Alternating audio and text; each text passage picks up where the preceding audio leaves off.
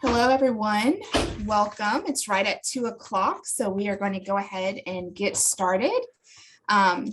Everyone's microphone, I believe, is muted, but just want to remind you all to keep your microphones muted during the course of the presentation. We will leave time for people to ask questions at the end of the presentation, but you can always raise your hand if you have a question, and we will get to you, but we'll designate some Q&A time at the very end.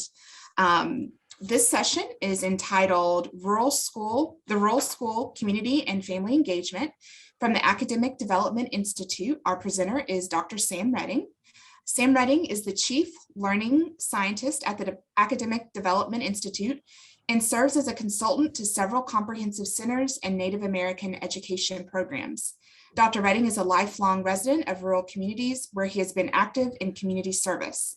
A former high school teacher and college dean and vice president, Dr. Redding has published widely in education, was the founding editor of the School Community Journal, and recently edited books on rural education and children from poverty.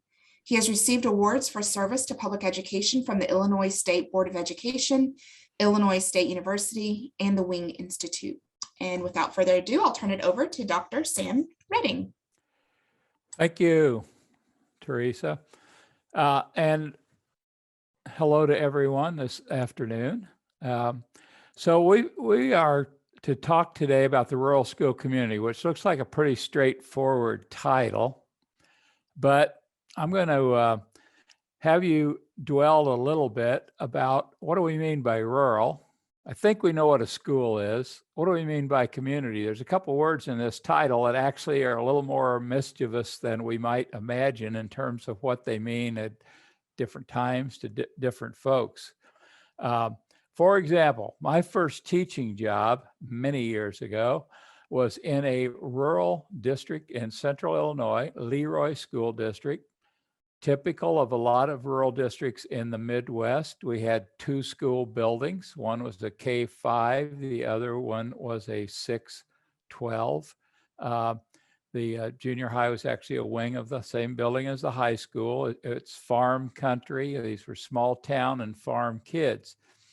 And a few years later, my younger brother got a job teaching first grade in Greeleyville, South Carolina. And I'm going to ask in a minute if anybody knows where that is, but I visited him out there. He was teaching first grade. His wife was the volleyball coach and PE teacher. And so that's when I started to realize what we call rural means different things in different places. And in fact, years later, again, as I said, I've worked with several Indian tribes. So I get onto reservations out at Standing Rock, Sioux Reservation in South Dakota, or the Nez Perce up in Idaho, and the Navajo down in Tuba City. And those are very rural, very remote, those schools and those communities, but they look a lot different than the Central Illinois cornfields, or they look a lot different than what I saw in Greeleyville. So let me stop first and say, who knows where Greeleyville is, and is anyone actually from there or know anything about it? And this has been years ago when I was there, so I'm sure it's changed.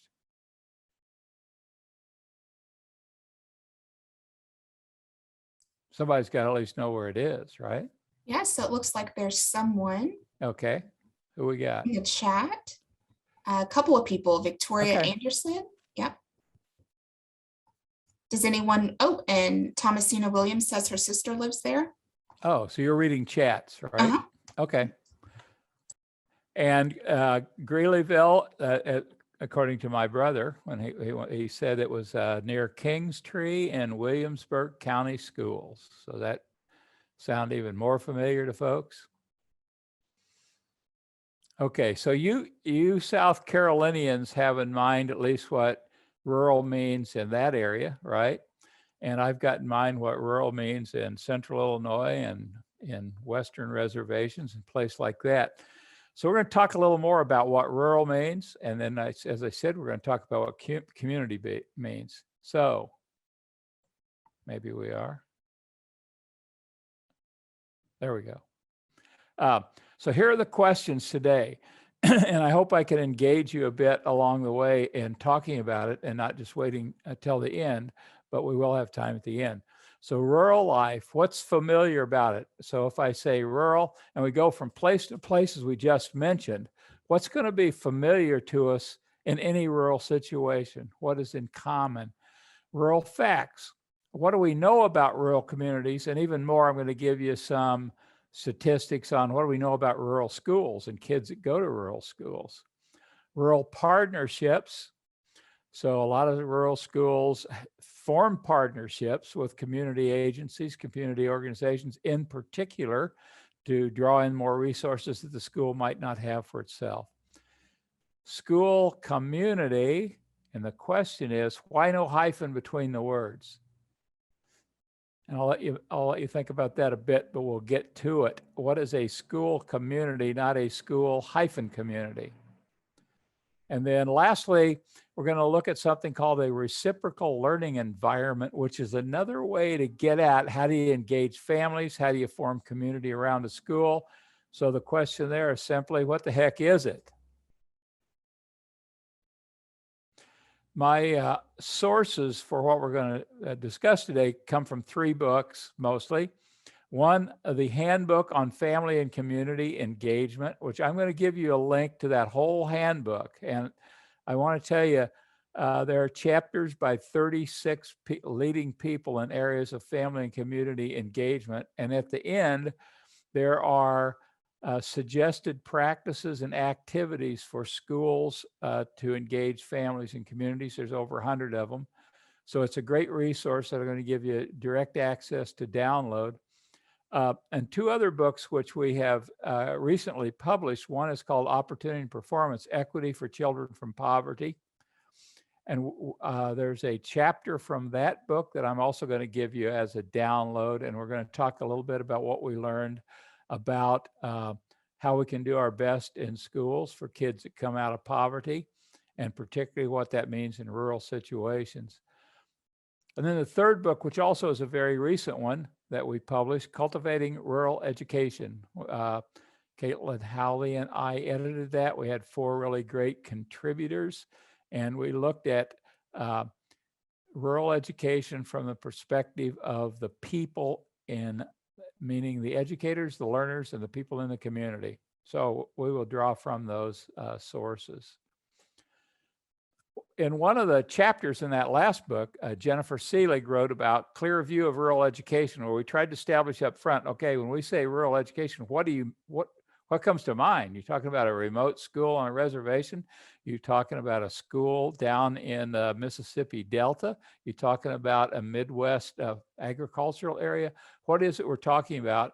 And in this chapter, she had 3 statements that I pulled out that I thought might be helpful to us today.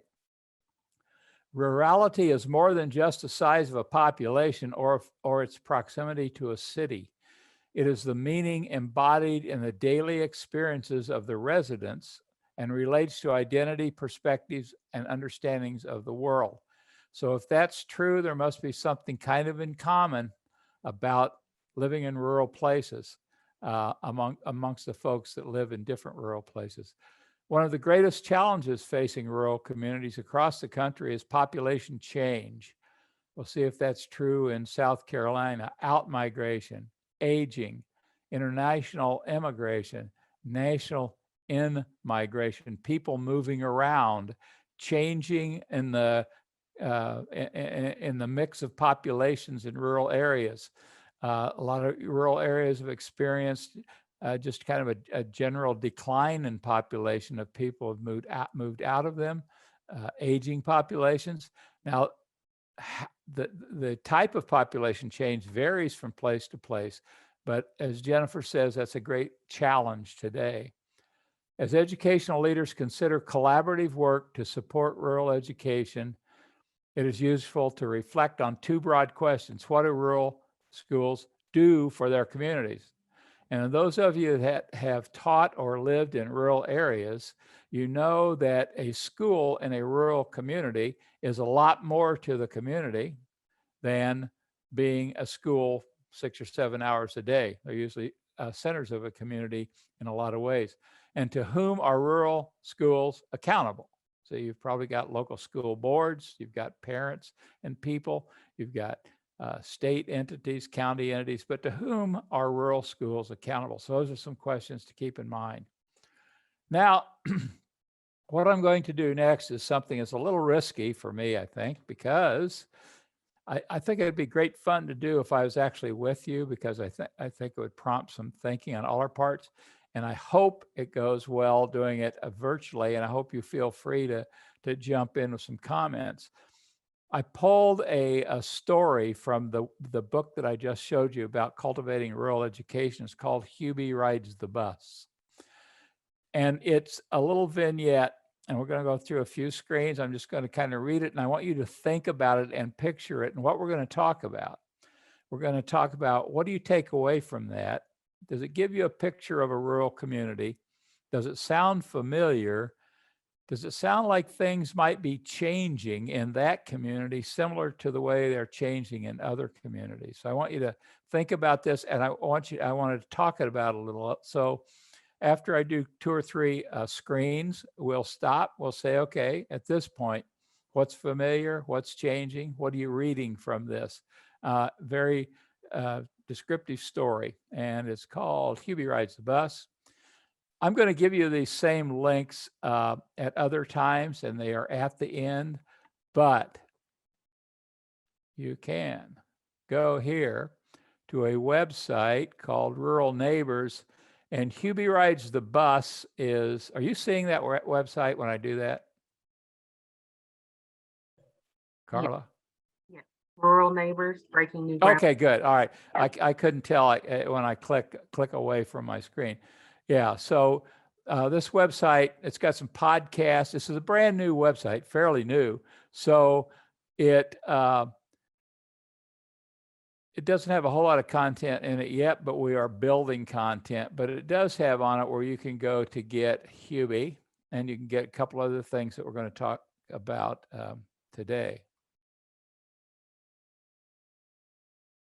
And the other link below is just a link directly to Hubie Rides the Bus, the story that you can download the whole story.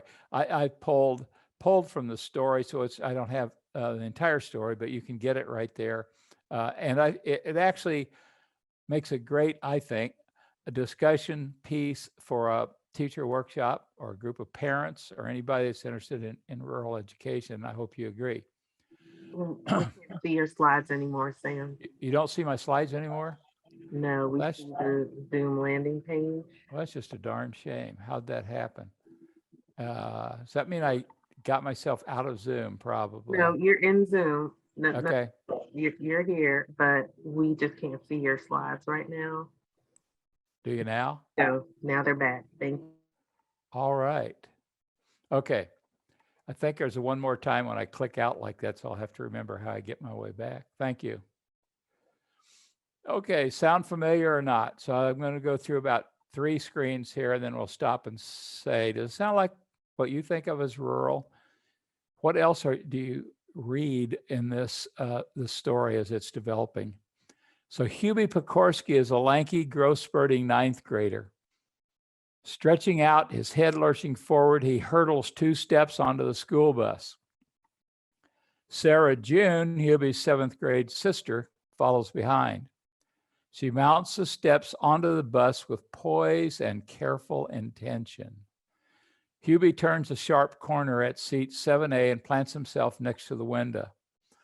Sarah June, looking straight ahead, smiles and waves to her cousin, Sally Vasquez, also a 7th grader. So be thinking about this. Henry, the bus driver, sets the vehicle in motion. It is 6:39 in the morning. Hubie and Sarah June left their house at 6:30, walked to the end of the driveway, and were ready for the scheduled 6:40 pickup. Art Pakorsky, who's their father, a machinist at Blinton Manufacturing in town, left home this morning as the kids were finishing their breakfast. His wife, Maria, would be leaving shortly to start her day as cook at the elementary school. Henry will make 17 stops over a 26-mile circuit. onboarding 24 more junior high students before depositing them at Bletchford Junior High, the western wing of Bletchford Senior High in the nearby town of Bletchford. 3 more buses will appear at 5 o'clock that afternoon for the students who participate in after-school activities, basketball, cheerleading, student council, 4-H, Boy Scouts, computer club, chess club. A few more students will spill out of detention hall, sniggering to join the late bus. Okay, of what we read, if you can picture that, does that sound like what you would think of as a typical day in a rural school and community in South Carolina? What sounds familiar? What doesn't? Anything signs in there that things might actually be changing any? Or is this the way rural communities have been for a long time?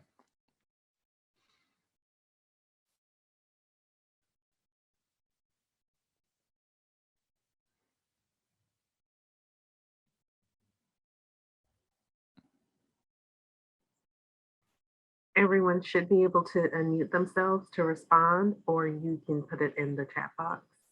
You should be able to unmute.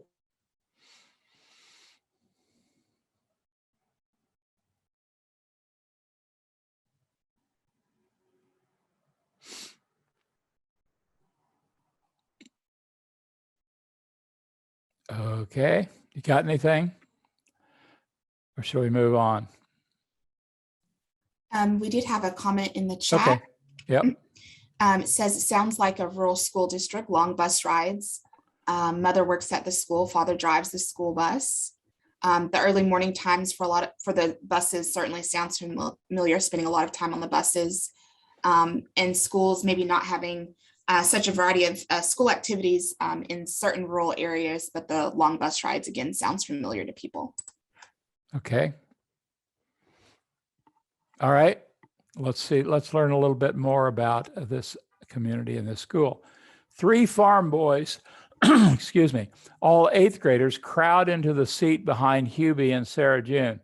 As their dad has explained to them, 2 of the boys, Bo and Josh, come from families that own large farms. Pete, the 3rd boy, is the son of a tenant farmer. His dad works for Josh's dad, and Pete's family lives in a house provided them on the farm. Bo and Josh's families own the tractors and plows and cattle. Pete's family works with them. At one stop by a farmhouse, Naomi boards the bus and takes seat 3A, where she sits alone. She turns her head and smiles at Hubie, who grins and waves. Naomi is a special needs 8th grader who leaves her regular classes for part of each day for help in the resource room. Her dad is a farmer and her mother a school teacher. Naomi's sister, Julia, a junior in high school, is the top student and president of her class. Hubie thinks about Naomi a lot, wondering that she seems sad even when she smiles. He worries that she is always alone and that 2 of the boys sitting behind her like to tease her. The other kids in the bus are kind to her, but don't really include her in their small clusters that form on the school ground and in the hallways. Okay, I'll stop there and see if any of that sounds familiar. The farm boys of 2 different kinds, the ones who come from landowning farms and the others who work on them. And Naomi, the special needs student who comes onto the bus, and Hubie's thoughts about her. Any of that sound familiar?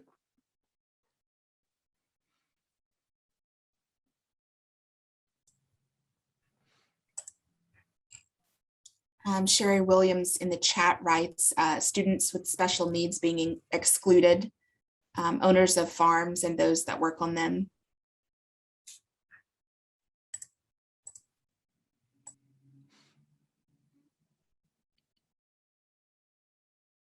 Okay, so all of that sounds like usual parts of, not, some of this isn't just rural life, this is just life of kids, isn't it? But some of it is particularly rural.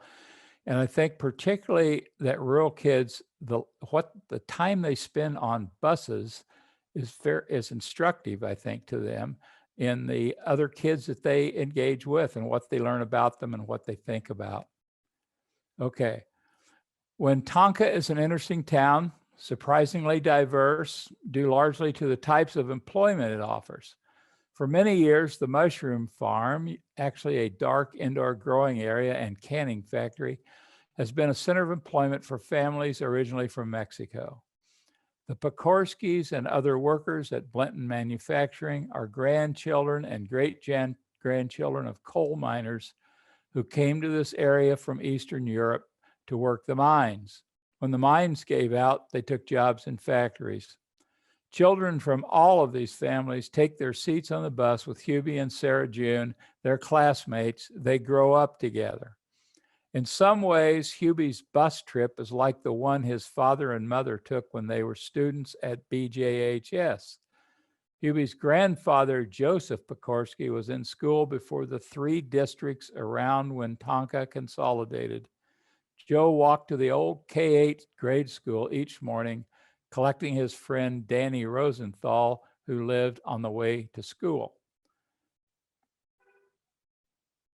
The Rosenthals moved away from Tonka when they closed their men's clothing store, a fixture on the town square for 60 years. When Joe Pakorsky returned from the Army, he was pleased to land a job at Blenton Manufacturing, and the managers at Blenton, finding Joe to be bright and hardworking, were likewise pleased to apprentice him to a tool and die maker. By the time Joe's son Art followed in his father's footsteps at Blenton, Joe's craft with its Joe blocks and precision hand tools was giving way to computers and robots. Okay, I think there's a lot in there that schools have to think about, particularly in rural areas, such as what?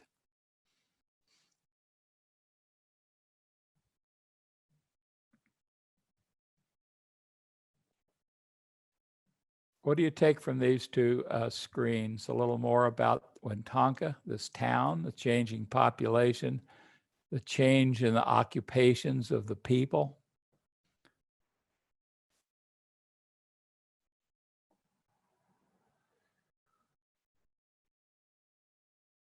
Anyone?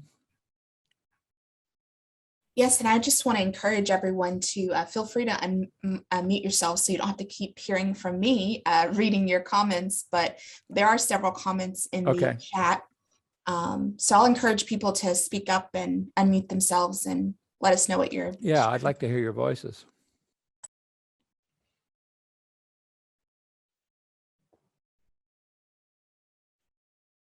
Do we have more in the chat?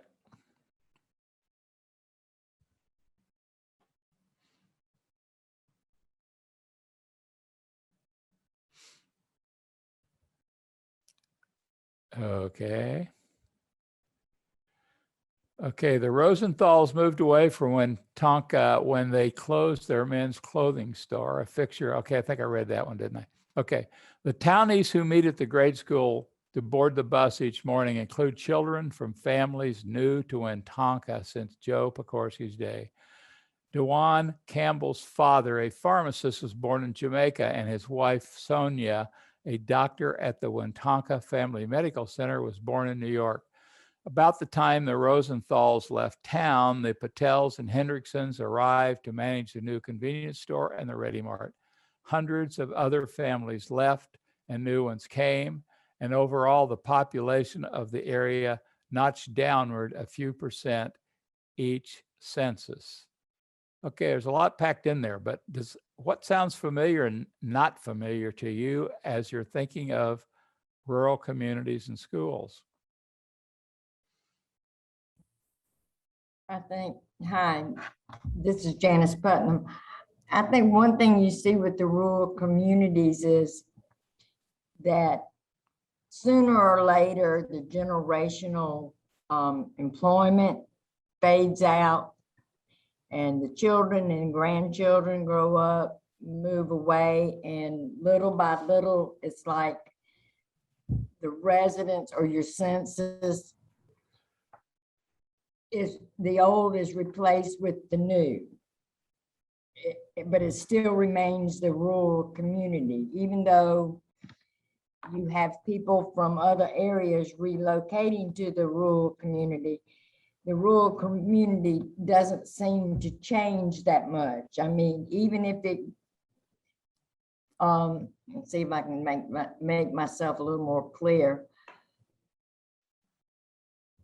All right, for instance, I live in Orangeburg, which is between Columbia and Charleston. And as many changes as I've seen through the years that have occurred in our county and our city, still a lot of it remains the same. Does that make sense? The growth, it doesn't seem to grow socially. And I'm wondering if that's something with a lot of rural communities. They may grow as far as industry goes or job markets, but the social atmosphere doesn't seem to grow. Anybody else have that same observation? I think, Janice, what you're getting at some great points in that as we see the kids on that bus change over time, you get a whole different picture of what the kids might look like on a bus today than when they did in the grandfather's day or whatever. The occupations change, but it's still kids riding a bus every day and going to a couple small schools, and those schools trying to figure out what best to do with them. Other observations?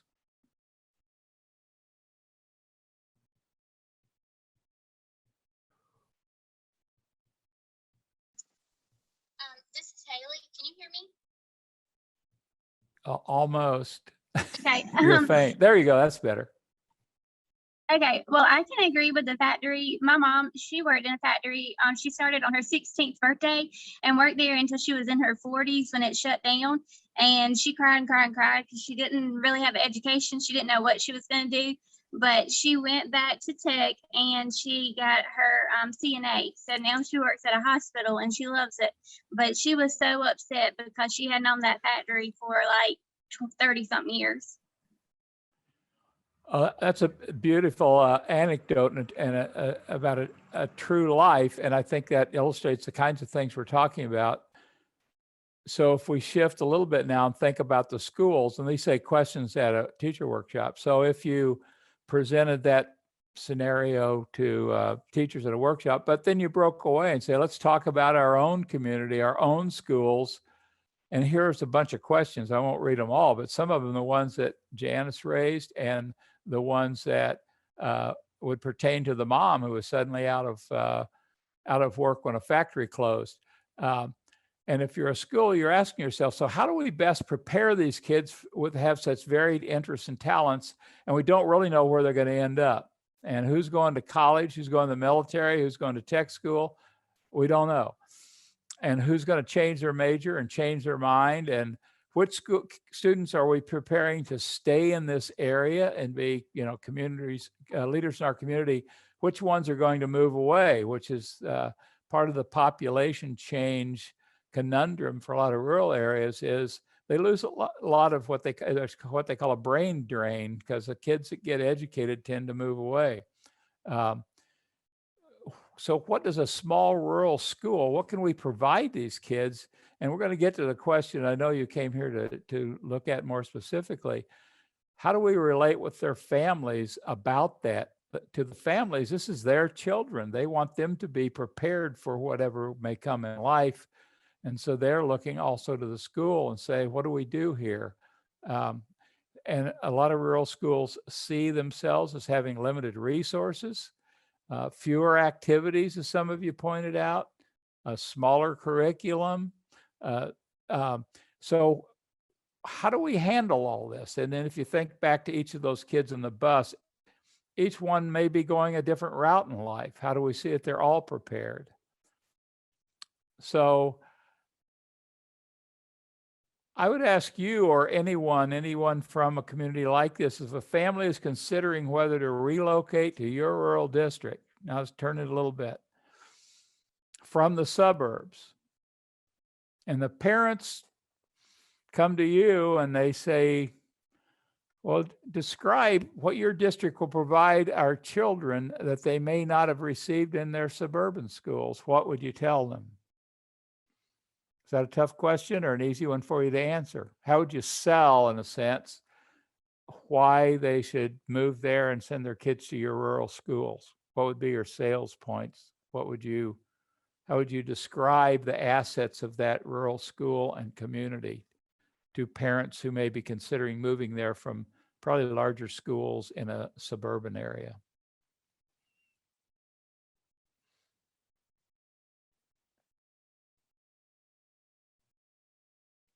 Is that a tough question?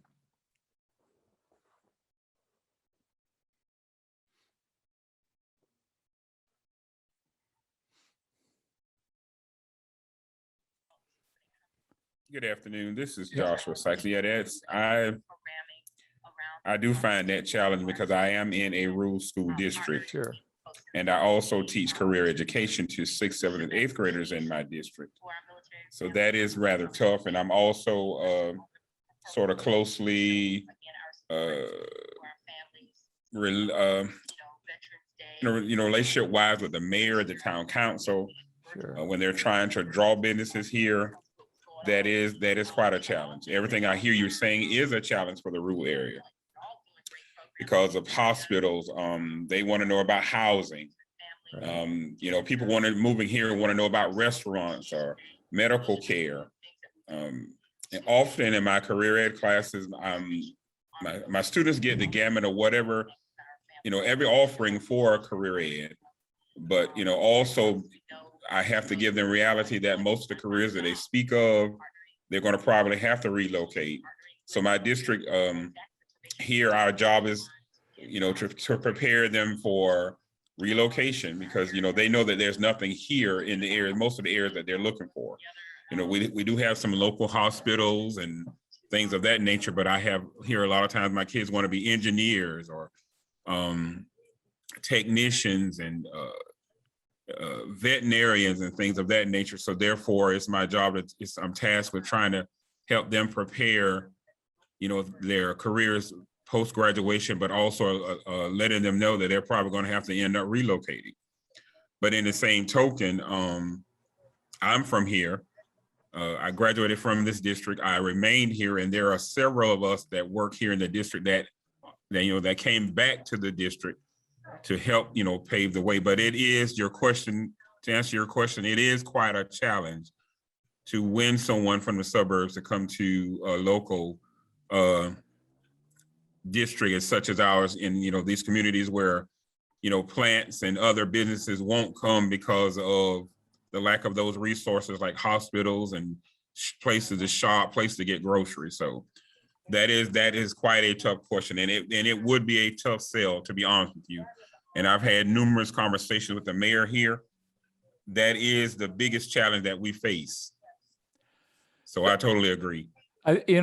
Attempting to answer that question among yourselves, your school, your mayor, whatever, the more you're able to answer it, the better you're able to, I think, really articulate what is great about your rural school. I mean, it helps you come to terms with what your real assets are, because there are assets. And I'm a little like you. I've always lived in rural areas. I grew up in rural schools, taught in rural schools, intentionally lived where my kids would go to rural schools. So obviously there's something about them that makes me think there's a real advantage that offsets the obvious disadvantages. And Right, so so having that conversation helps you to try to identify, what is it we can point to that we believe in that is good, that might offset the many disadvantages which are real and which you have to confront. I agree because there are some positives. Again, here it is. When we opened up about 2 weeks ago, when we first opened up school, our superintendent asked for all those who were residents or former students of this district to stand, and it was quite a few. Yeah. So I'm definitely proud of what I've seen to come out of my rural community. And we have some other people who come out of this community that have made a great impact in other communities. Sure. For example, Troy Brown, who played for the Patriots, he came out of my community. And Joe Thomas, who's now playing for one of the NFL teams, he came out of my community. So, you know, I am proud of it. And there, as again, like you said, there are some advantages from coming from a rural community. I totally agree. Right. Okay, Thank let's, yeah, I'm sorry. I appreciate those comments. Let's look at what do we know about rural communities? And I think this might also give us a clearer picture, and we're going to get to then those things that we can really sell about rural communities. 19%, roughly 1 out of 5 people in the US live in a rural place. A third of all the public schools, because they tend to be smaller, are rural. From the year 1999 school year up to 2015, the percentage of rural non-white students rose from 17% to 25.7%. That's something I learned early too. In the Midwest, rural tends to mean white. Black and Hispanic people tend to live in urban areas. In the South, that's hasn't been true. So your percentages are different and your rural populations look different, but there's a change in all of that. So that overall, as that story about Hubie told, communities that had been white rural are now becoming a lot less white and still rural as people are moving into them for a variety of reasons. Increases in rural non-white student populations increased 32% in the West in that same time period, 33% in the South, 104% in the Midwest, because there weren't that many to start with, and 128% in the Northeast. So those are pretty significant shifts in populations. Now, here's the two I really want you to take into consideration and to heart and see what you think.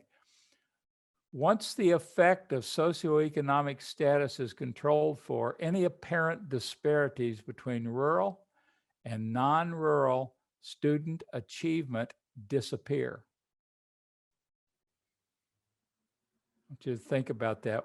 What that says is there's not a disadvantage to being rural. The disadvantage is to being poor, whether you're rural poor or urban poor.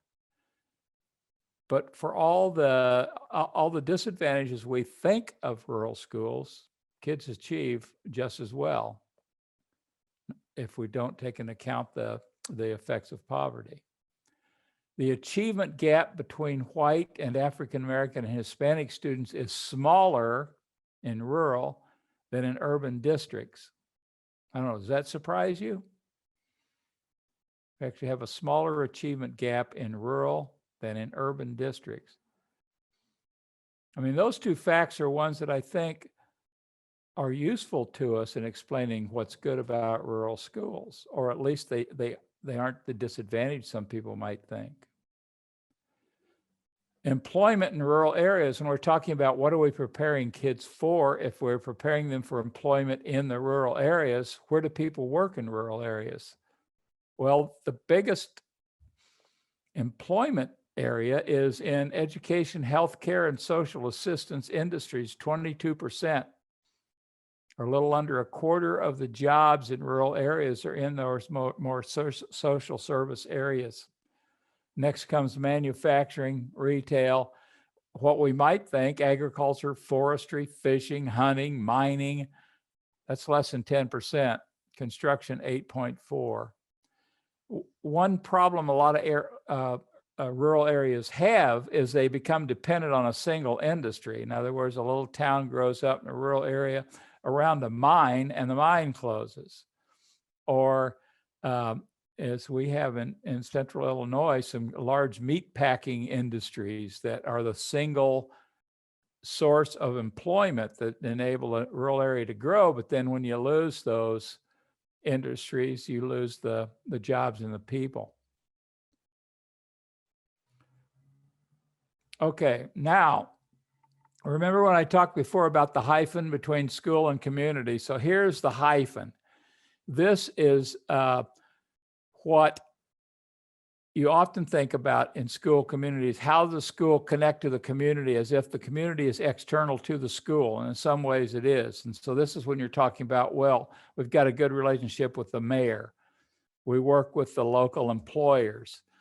Here's a whole list of things that actually come from that same book I told you about earlier about cultivating rural education, the kinds of things that rural schools do in partnership with community organizations and community groups. And so if you have land grant universities, you have cooperative extensions and 4-H, and those are programs you cooperate with. Churches, where I live and the church I go to, we pack up backpacks of food for about 60 kids each week that the schools give to kids who might not otherwise have something to eat over weekends. So churches are always a good source of school community relationships. And here's several other: parents that build community gardens, robotics, local government helps improve community playgrounds. These are things that are familiar to you and that schools do in partnership with what they would see as more external community groups. All right. In the book, there were examples, and this might also be true in South Carolina, but these were in Maryland and West Virginia, where they're organizing these partnerships at a county level in rural areas, and it seemed to get a lot of traction by doing the connection and partnership at a larger level of organization, being the county. And so there are examples of that. Okay, now the school community, and probably this is what you thought of when you thought we were going to talk about how do you engage families. See the no hyphen? Well, this says, don't think of community as something external. Start with the community of people who constitute your school. This is a different way to look at it. So previously, we just talked about how a school connects with and benefits from partnerships with community groups. This says, start within the school itself. These are both ways to do it. Not that one's preferable to the other, but there are two ways you can, two directions you can move. There's no hyphen because the school community consists of people. It's not geography. It's people intimately associated with a school. Students, their families, teachers, administrators, school staff, and volunteers. Those people bound together by a common interest in the students served by the school. That's the place to start to build community within the school. And I know if you're in rural schools, if you're in any schools these days, you know how important this is and how much work it takes. The school community building blocks, we call them. How do you share leadership with parents? Sometimes you also share them with community representatives. How do you articulate your goals and roles? The roles of teachers, roles of students, roles of parents, roles of administrators.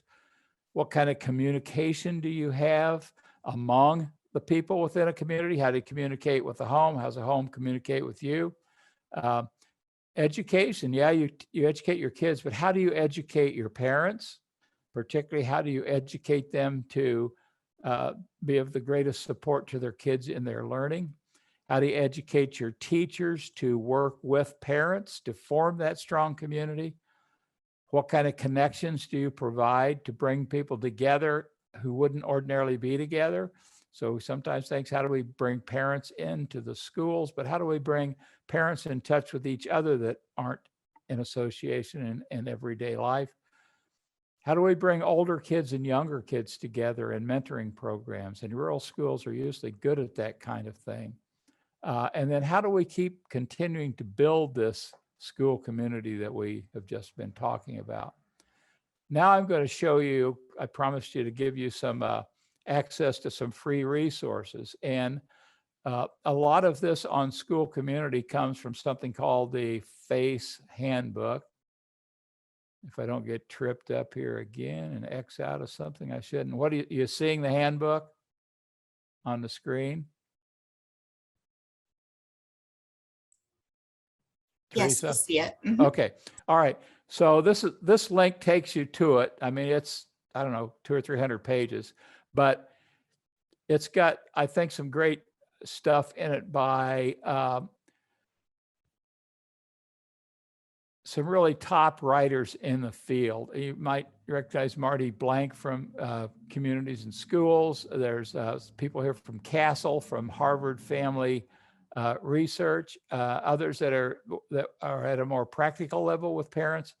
And at the very end, as I mentioned, there is a chapter that includes 100 different ideas and activities. So when it comes to building a community among the people in your school and their families, people closely associated, this handbook's a good resource for you. Now, let me take you to another resource. You see in a website now, Build Your School Community? Yes. Teresa? Mhm. Okay, all right. So that link takes you here. And here, if you go to free resources, there, I'm going to briefly tell you what all's here because there's a lot. School Community Journal, 30 years of, these are more scholarly journals, articles, free access to them. If you've got to write a paper or anything about schools and communities and parent engagement and whatever, free access to hundreds of articles via a search engine. Spotlights about family community engagement, and you can sign up and get those sent to you free. I think they come out every couple months. Parent school resources, I'm going to click here. Resources for parents, you can go here and there's search engines, so you can search by groups, K-12, topics, I don't know, parent, whatever. Search and you get all kind of vetted free materials and articles, resources for schools on working with parents, resources in Spanish. So you can also select Spanish in these two engines. Booklets and tip sheets, spotlights, whatever. Okay, you get the point. All of that is at this website, free. I get a little nervous when I have to click. Afraid I'm going to lose you. Indicators in action. These are actually videos. Course is free. And if you pick the course on a school community in particular, there's also courses on instruction and leadership. If you pick the ones on school community, you get videos. And these are videos of principals and teachers and parents and people in real states, in schools in 8 different states. And I'm not going to start one because I'm afraid I'll mess something up. But you can go here. These are great for teacher meetings, parent groups, whatever. Free access to all of that. Okay, here's the handbook again. Some other resources, unlocked resources, everyday learning, doing good, whatever. These are parent-related materials. And a bigger search engine that takes you to other topics beyond family engagement and community. Okay, so that is a boatload of free access materials. Feel free to go to. And I think you have access to this PowerPoint. Is that true, Teresa, Carla? So that they can get these links? Yes, it will be available. Okay. Okay, good. All right. So you have these 2 sites, and you also have some of the materials at the rural site that I gave you. All right, the last topic I want to hit is reciprocal learning environment, which is a big word, big term. So what the heck is it? Remember when I said that there's 3 ways to look at this school community concept. One is the school engages in partnerships with community groups. It's like the school and community are 2 different things. Then we talked about the school as a community, the community of people that constitute the school and how you strengthen that internal community. Reciprocal learning environment starts from an either smaller point. It starts from a teacher. And it says the way these things really happen effectively is in one classroom, in one teacher, and radiates out. And I'm not going to go into all of this, but what I've given you is a link to reciprocal learning environment. A few pages that's really directed at a teacher about a reciprocal learning environment starting in a classroom, radiating out to reach families in a very direct and personal way. I don't know if any of you are familiar with Patricia Edwards at Michigan State, a friend of mine who writes a lot about getting to know the story of every family. It's a very personal, very direct way to embrace and engage families, because it's the teacher that has the benefit of the relationship with the kids and the family potentially. It's a teacher who's most trusted and respected and is most able to forge these relationships. That article also talks about a reciprocal classroom made up of these elements. And I'm not going to get into it. I just want to expose you to it. And please go there and read the article. There are great practical suggestions for nurturing relationships, practicing reciprocity, leveraging cultural responsiveness. And some of these are terms you're familiar with. This puts it on a teacher basis, all of this. And it shows it as step one in reaching out to engage families, embrace families. So here's the resources I've given you. Actually, you just have to go to 2 different places and you find them all. And I will stop.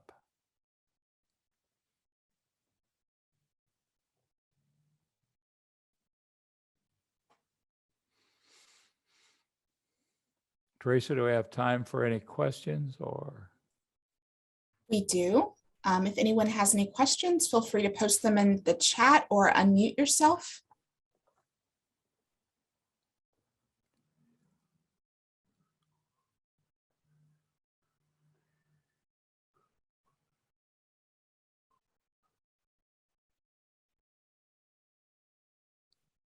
If there are no questions,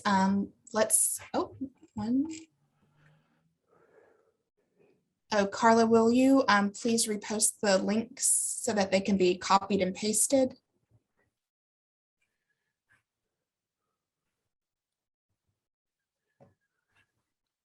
If you have the PowerPoint, you should be able to click from it to the link and get there also.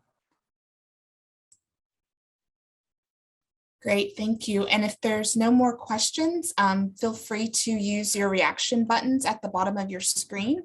And let's thank Dr. Redding for his time. Thank you. Thank you.